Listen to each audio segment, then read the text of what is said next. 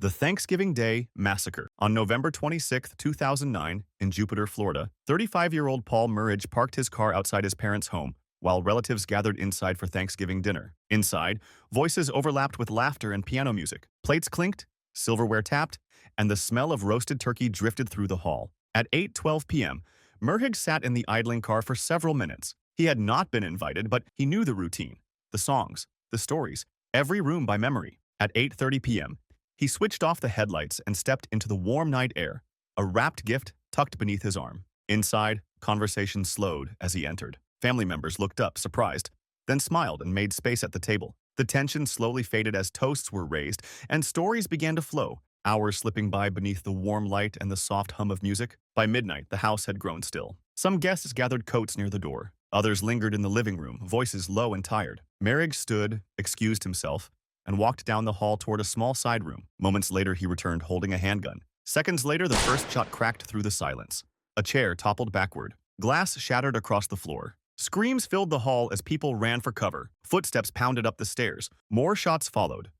Quick, deliberate, hitting every target. When police arrived minutes later, the front door stood open. 4 people were dead, including his 6-year-old niece asleep in her bed. The attack was the culmination of years of mental illness, resentment, and untreated rage. Court records later revealed that Paul Murridge had suffered from severe depression and paranoia, believing his family blamed him for his failures. He had planned the shooting for weeks, buying the gun, writing notes, and telling a friend he wanted to kill them all. The River Chase Mall shooting. On November 22, 2018, in Hoover, Alabama, 21-year-old Amantic E.J. Fitzgerald Bradford Jr.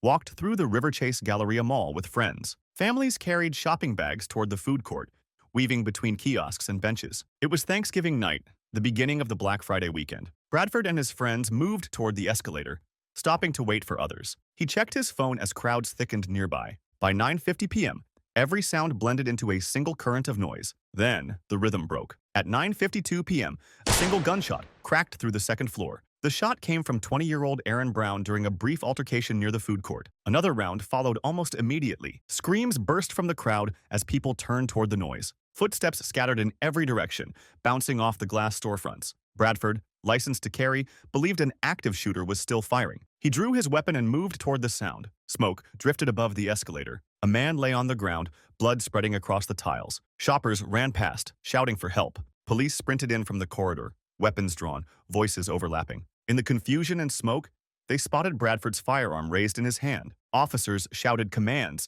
that vanished beneath the alarms and chaos. Bradford turned toward the sound. Eyes wide in the flashing light, a burst of gunfire split the air. 3 rounds in quick succession. Then he fell backward against the glass, sliding to the polished floor. Officers shouted for people to stay down as they cleared the concourse. Families crouched behind benches, clutching children close. Phones shook in trembling hands as messages went out. Security gates dropped across shop fronts with metallic clangs. The real shooter was already gone, lost in the confusion. Paramedics arrived within minutes, kneeling beside Bradford beneath the holiday lights. Compressions began. Monitors beeped. Blood spread across the floor. At 10:10 p.m., Amantic Bradford Jr. died, trying to protect the very people who ran for safety. The Thanksgiving plane crash. On November 22, 2001, near Steamboat Springs, Colorado, a 42-year-old pilot guided a Beechcraft A-36 down a snow-coated runway while his wife and 2 children fastened their seatbelts. The mountains around Yampa Valley were silent and white. At 6:14 a.m., the tower cleared them for departure. Landing lights cut through drifting snow as the aircraft accelerated. The wheels lifted, and the sound of the engines faded into the overcast sky. For several minutes, radar tracked a steady climb northeast. Then the signal flickered, once, twice, and disappeared. By dawn, search teams gathered at the local airfield. Pickup trucks and snowmobiles lined the narrow forest road. The temperature hovered near freezing. Men and women moved in rows, handheld beacons pulsing faint electronic tones through the static of the wind.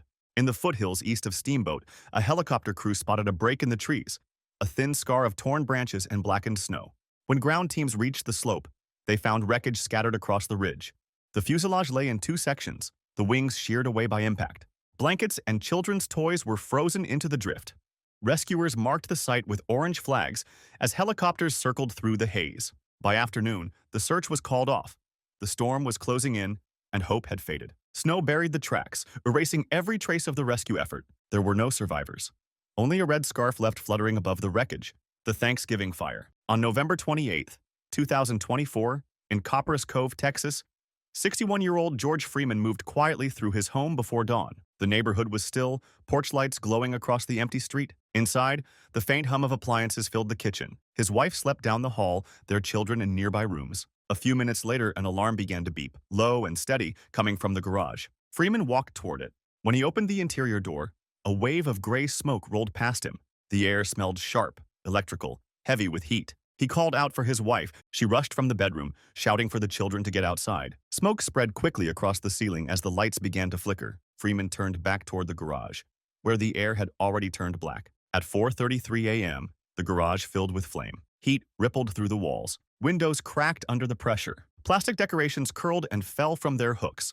Flames pushed outward, swallowing the doorway. Wood split apart. Voices shouted from the yard, but no answer came. Fire crews arrived within minutes, engines lighting the street in red and white. Firefighters forced the front door, crawling beneath the smoke. Their flashlights swept across the haze, beams cutting through the dark. They searched each room in silence until they found Freeman near the hallway, collapsed on the floor. He was carried outside as medics began CPR beside the mailbox. Monitors blinked, then steadied, then stopped. By sunrise, the fire was out. The garage had collapsed inward, beams glowing faintly beneath the drifting smoke. Freeman's wife and 7 children watched from the curb as the last hose rolled away. The big game roof collapse. On November 29, 1900, in San Francisco's Mission District, factory worker George Haas stood among hundreds of spectators climbing onto the roof of a glassworks factory to watch the Stanford, California football game. By early afternoon, the stands below overflowed with spectators. Those without tickets scaled walls, fences, and rooftops to glimpse the field. The glassworks roof,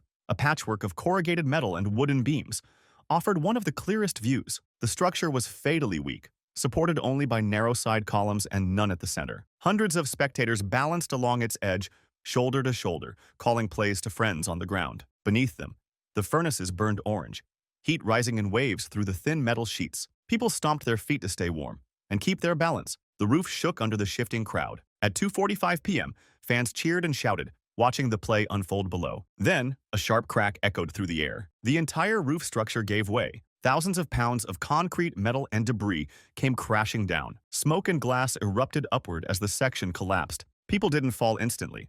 They dropped in slow motion into the firelight below. Bodies were crushed beneath the falling mass. Those who survived were trapped in the fire. Screams mixed with the roar of flame and shattering beams. Outside, onlookers surged toward the factory gates as black smoke poured into the sky. Fire crews arrived with hand pumps and lanterns, pulling bodies and survivors from the wreckage. By evening, the crowd had dispersed and the field stood silent. Through the mist, the factory windows glowed faint orange, the last light of the fire fading behind the broken roof.